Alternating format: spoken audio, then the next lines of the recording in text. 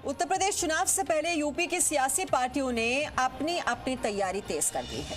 Bahujan Samaj party ने इस बार ब्राह्मण कार्ड खेला है। जी मीडिया संवाददाता विशाल पांडे ने बहुजन समाज पार्टी के महासचिव सतीश चंद्र मिश्रा से खास बातचीत। उत्तर प्रदेश विधानसभा चुनाव की तैयारियां बिल्कुल तेज हो गई है। बीएसपी ने भी विधानसभा चुनाव के प्रचार का आगाज कर दिया है और इस वक्त उत्तर प्रदेश में सबसे ज्यादा चर्चा बीएसपी के ब्राह्मण सम्मेलन की है, जिसे प्रबुद्ध सम्मेलन का नाम दिया गया है बीएसपी की तरफ से, जिसकी अगुवाई सतीश चंद्र मिश्रा कर रहे हैं। और इस वक्त हमारे साथ आज बातचीत करने के लिए बीएसपी के राष्ट्रीय महासचिव सतीश चंद्र मिश्रा मौजूद हैं। सतीश जी, आपका स्वागत है जी न्यूज पर। पहला सवाल आपसे यही है कि 23 जुलाई से शुरू हुआ जो आपका ब्राह्मण सम्मेलन है, इसका रेस्पॉन्स कैसा आ रहा है और आपको ब्राह्मण सम्मेलन की जरूरत क्यों आ पड़ी? देखिए, इस समय ब्राह्मण सम्मेलन इसलिए जो प्रबुद्ध हम लोग वर्ग का सम्मेलन कर रहे हैं, जिसमें ब्राह्मण, सही बात आप कह रहे हैं, ब्राह्मण जो है 90 क्या 95% इनमें ब्राह्मण आए थे। और इसको इसलिए शुरू करने की ज़रूरत पड़ी कि जिस तरीके से पूरे उत्तर प्रदेश में आज ब्राह्मण समाज को आतंकित, भयभीत, डरा करके इस सरकार ने रखा, जिसने कि उसका वोट लिया और वोट लेने के बाद उसको इतना परेशान कर दिया कि वो इतना ज़्यादा दुखी हो गया था। तो इसलिए ज़रूरी, और आवाज़ निकालने, जो आवाज़ निकाल रहा था उसको दबाने की कोशिश कर रहे थे, चाहे वो उनकी पार्टी के अंदर के लोग भी जो थे आवाज़ निकाल रहे थे, सबको दबा दिया जा रहा था। इसलिए हमने ब्राह्मण समाज का जो प्रबुद्ध सम्मेलन शुरू किया, गोष्ठी शुरू की, उसके तहत में ये कार्यक्रम शुरू किया। और अयोध्या से इसलिए शुरू किया क्योंकि अयोध्या, आपने प्रश्न किया ना कि अयोध्या से शुरू करने की क्या जरूरत पड़ी। अयोध्या से इसलिए शुरू किया कि भगवान श्री राम लला का मंदिर वहाँ बनना है। हम ब्राह्मण समाज के व्यक्ति हैं, हम लोग बचपन से हमारे संस्कार डाले गए हैं कि भगवान श्री राम आपके आराध्य हैं, हम उनको भगवान के रूप में देखते हैं, पूजा करते हैं, नित्य पूजा करते हैं, आज भी करते हैं। और उनके नाम पे क्या हो रहा है और किस तरीके से दुरुपयोग उनका नाम का किया जा रहा है, उनको राजनीति पे उतारा जा रहा है, ये अयोध्या में सबसे ज़्यादा सामने निकल के आ रहा है। ब्राह्मणों को इस तरह की खबर दी जाती है, अरे भगवान श्री राम का हम ये कर रहे हैं, वो कर रहे हैं, इसलिए आप हमारे साथ में आइए, हम आपको चाहे जितना मारें, जितना दौड़ाएं, जो भी आपकी हत्याएं करवा दें, सब आप मान लीजिए, क्योंकि हम भगवान श्री राम के साथ में, इसलिए हम अयोध्या गए थे।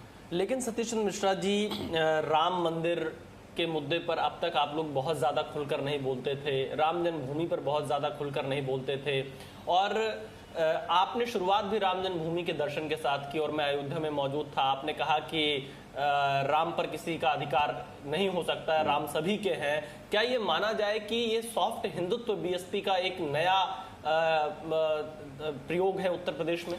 देखिए, जन्म से हम हिंदू हैं और हम जब वहाँ अयोध्या गए, अयोध्या, सही बात है कि हम भगवान श्री राम से अब की बार आशीर्वाद लेकर के शुरू करना चाहते थे, और उनके और बजरंगबली हनुमान जी के दर्शन करके, माँ सरयू नदी के दर्शन करके, क्योंकि हमने वहाँ पर काम भी किया था।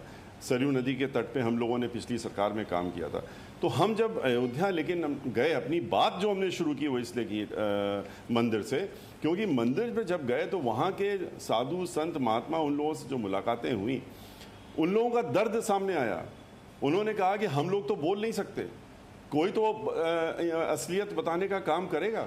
लाखों करोड़ों रुपए आपने इकट्ठा कर लिए भगवान श्री राम के मंदिर के नाम पे, 30 वर्षों से आप कमा रहे हैं, कमाने का काम कर रहे हैं, आप पैसा जोड़ने का काम नहीं कर रहे हैं, आप पैसा कमा रहे हैं इन लोगों से चंदा ले लेकर के, और आपने देश विदेश डॉलर पैसे मतलब कोई हिसाब ही नहीं है। और उसके बाद मंदिर की क्या व्यवस्था है, मंदिर के इर्द गिर्द क्या व्यवस्था है। अयोध्या में ऐसा रूप दिखाते हैं पूरे देश में कि अयोध्या को तो हमने सोने की नगरी बना दिया है। जब अयोध्या आप जाइए, आप भी गए थे, हम भी गए थे, अयोध्या के गलियों में, अयोध्या के शहर में, अयोध्या जगह में मंदिर जाते समय जिस रास्ते से गए, इतनी दुर्दशा है कि लग ही नहीं रहा था कि हम राम की नगरी में आ गए।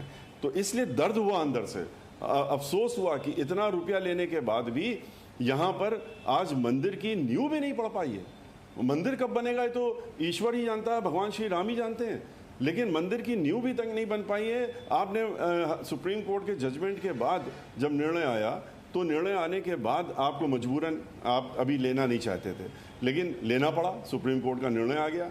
तो अब उसके बाद भी आपने पैसा इकट्ठा करने का काम साल भर से चलाया, और कहा कि हमें मंदिर बनाना, तो वो लाखों करोड़ रुपया जो पहले लिया था वो कहाँ गया? तो इसका हिसाब तो आज ब्राह्मण समाज के लोग खास तौर से इसलिए मांग रहे हैं कि वो ब्राह्मण समाज जो है वो भगवान श्री राम के साथ हृदय से जुड़ा हुआ है। और अगर उनके नाम पे आप सिर्फ वोट की चीज़ उनको मान रहे हैं, या पॉलिटिकल आदमी मान रहे हैं, या पॉलिटिकल उनको भगवान की जगह स्वरूप दे रहे हैं एक मनुष्य का, तो ये तो ठेस पहुंचाता ही है हमको। और इसीलिए देखा है आपने कि वहाँ न्यू तक तो बाहर आई नहीं। आज न्यू छोड़िए, वहाँ पर जो भूमि पूजन हुई थी वही जगह नहीं है कहीं, भूमि पूजन हुई नहीं। पहली बार सुन रहे हैं हम लोग ईंट पूजन कहीं नहीं होता है। यहाँ पर ईंट का 5 अगस्त को जो प्रधानमंत्री जी ने पूजन किया, भूमि पूजन, वो भूमि पूजन नहीं था, वो तो पूरे देश ने देखा। नाम उसका भूमि पूजन दिया गया, 500 करोड़ रुपए खर्च कर दिए गए उस कार्यक्रम में, लेकिन 4 ईंटों का रख करके ईंट पूजन हुआ है। और वो ईंट कहाँ फेंक दिए गए, कहाँ रख दिए गए, भगवान जाने।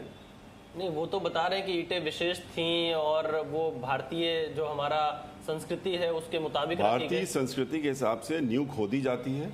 न्यू खोदने के बाद वास्तु के हिसाब से भी और दिन चुना जाता है जो सही दिन होता है उस काम को शुरू करने के लिए।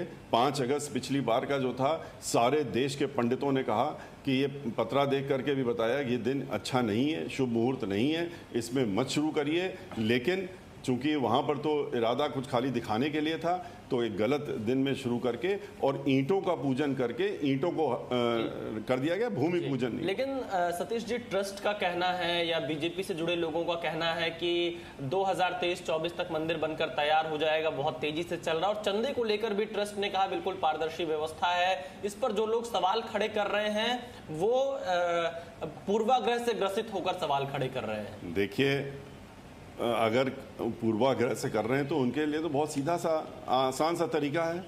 उनको एक हिसाब पूरी देश के सामने रख देना चाहिए कि हमने इतने लाख करोड़ रुपए 93 से लेकर के आज तक इसमें इस मंदिर के नाम पे हम लोगों ने, चाहे वो विश्व हिंदू परिषद के नाम से लिया हो, चाहे वो ट्रस्ट के नाम से लिया हो, चाहे किसी और उनकी 50-54 संस्थाएं उसके नाम से लिया हो, कुल मिलाकर के इतना रुपया हमको मिल गया है मंदिर के नाम पे।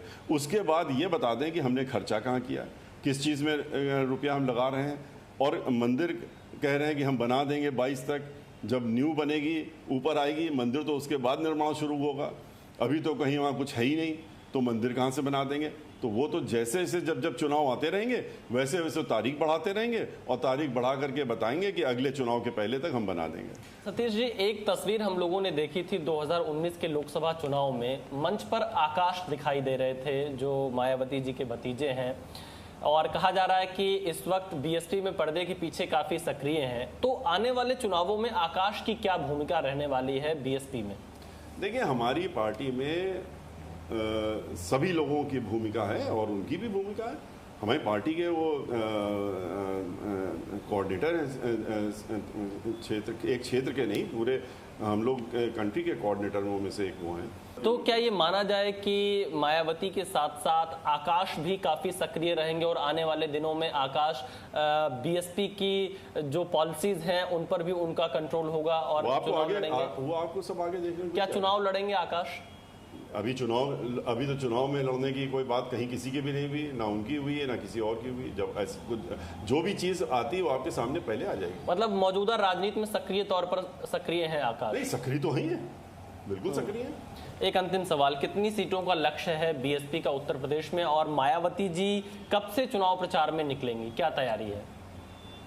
देखिए, आप भी जानते हैं कि सभी लोग, हम लोग बहुजन समाज पार्टी के लोग मैदान में हैं, हम लोग सब अपना कार्यक्रम कर रहे हैं और लोगों के बीच में जा रहे हैं, सीधे सीधे लोगों के बीच में जा रहे हैं। उचित समय आने पर जब हम लोग अपने कार्यक्रम कर लेंगे, उसके बाद माननीय बहन जी इस पर विचार करेंगी, उनको कब से क्या चीज़ करनी है वो निर्णय वो लेंगी। अभी तो उन्होंने हम लोगों को भेजा है और उन्हीं के निर्णय के अनुरूप हम लोग बाहर निकले हुए हैं। जहाँ तक सीटों का लक्ष्य है, हम लोगों ने 2007 में पूर्ण बहुमत की सरकार बनाई थी, लेकिन अब की बार जिस तरीके से ब्राह्मण समाज खुल करके हमारे साथ आ रहा है और उत्साहित होकर के आ रहा है, जो हमने सोचा नहीं था जब बाहर निकले थे कि इतनी उत्साह से हमारे साथ जुड़ेगा। अन्य पार्टियों में जो ब्राह्मण समाज के लोग चले गए थे, भटक गए थे, वो सब लौट के हमारे पास वो लोग जुड़ रहे हैं आके। तो ये निश्चित है कि सरकार तो बनेगी ही बनेगी पूर्ण बहुमत से, लेकिन बहुत बड़ी संख्या में बनेगी जो लोगों को अचंभित कर देगी। बहुत बहुत धन्यवाद। Presenting B News app, available on Google Play and App Store. Download it now.